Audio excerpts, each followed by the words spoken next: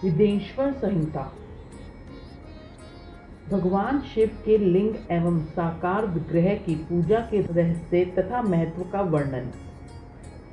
सूत जी कहते हैं, शौनक, जो श्रवण, कीर्तन और मनन इन तीनों साधनों के अनुष्ठानों में समर्थ ना हो, वह भगवान शंकर के लिंग एवं मूर्ति की स्थापना करके नित्य उसकी पूजा करे तो संसार सागर से पार हो जाता है। वंचना अथवा छल ना करते हुए अपनी शक्ति के अनुसार धन राशि ले जाए और उससे शिवलिंग अथवा शिव मूर्ति की सेवा के लिए अर्पित कर दे। साथ ही निरंतर उस लिंग एवं मूर्ति की पूजा भी करे। उसके लिए भक्ति भाव से मंडप, गोपर, तीर्थ, मठ एवं क्षेत्र की स्थापना करे तथा उत्सव रचाए। वस्त्र, गंध, पुष्प, धूप, दीप तथा पुआ और शाक आदि व्यंजनों से युक्त भांति भांति के भक्ष्य भोजन अन्न नैवेद्य के रूप में समर्पित करे। छत्र, ध्वजा, व्यंजन, चामर तथा अन्य अंगों सहित राजोपचार की भांति सब समान भगवान शिव के लिंग एवं मूर्ति को चढ़ाएं। पर दक्षिणा, नमस्कार तथा यथाशक्ति जप करें। आवाहन से लेकर विसर्जन तक सारा कार्य प्रतिदिन भक्ति भाव से उत्पन्न करें। इस प्रकार शिवलिंग अथवा शिव मूर्ति में भगवान शंकर की पूजा करने वाले पुरुष श्रवण आदि साधनों का अनुष्ठान ना करें तो भी भगवान शिव की प्रसन्नता से सिद्ध प्राप्त कर लेते हैं। पहले बहुत से महात्मा पुरुष लिंग तथा शिव मूर्ति की पूजा करने मात्र से भव बंधन से मुक्त हो जाते थे। ऋषियों ने पूछा, मूर्ति में ही सर्वत्र देवताओं की पूजा होती है, लिंग में नहीं, परंतु भगवान शिव की पूजा सब जगह मूर्ति में और लिंग में भी क्यों की जाती है? सूत जी ने कहा, मुनीश्वर, तुम्हारा यह प्रश्न तो बड़ा ही पवित्र और अत्यंत अद्भुत है। इस विषय में महादेव जी ही वक्ता हो सकते हैं। दूसरा कोई पुरुष कभी और कहीं भी इसका प्रतिपादन नहीं कर सकता। इस प्रश्न के समाधान के लिए भगवान शिव ने जो कुछ कहा और उसे मैंने गुरुजी के मुख से जिस प्रकार सुना है, उसी तरह क्रमशः वर्णन करूंगा। एकमात्र भगवान शिव ही ब्राह्मण रूप होने के कारण निष्कल कहे गए हैं।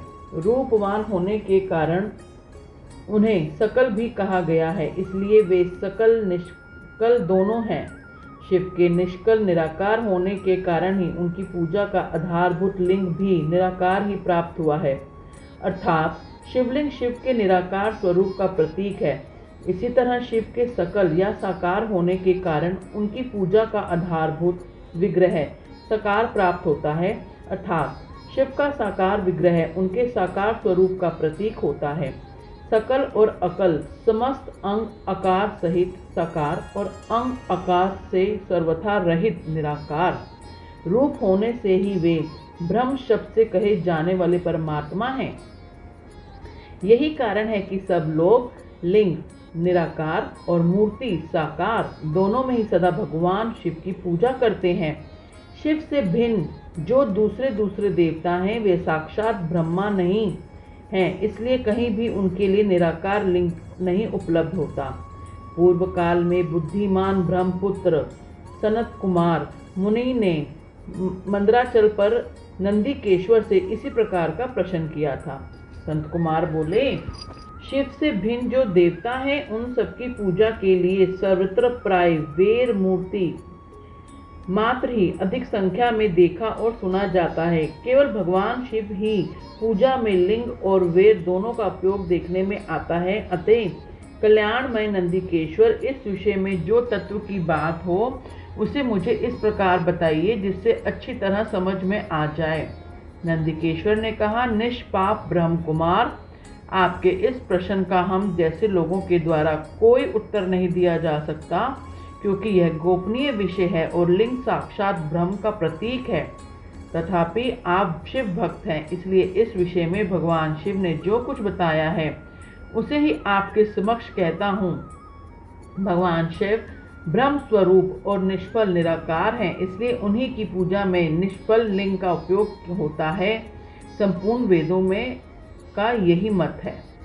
संत कुमार बोले, महाभाग योगेंद्र, आपने भगवान शिव तथा दूसरे देवताओं के पूजन में लिंग और वेर के प्रचारक का जो रहस्य विभाग पूर्वक बताया है वह यथार्थ है, इसलिए लिंग और वेर की आदि उत्पत्ति का जो उत्तम वृत्तांत है उसी को मैं इस समय सुनना चाहता हूँ।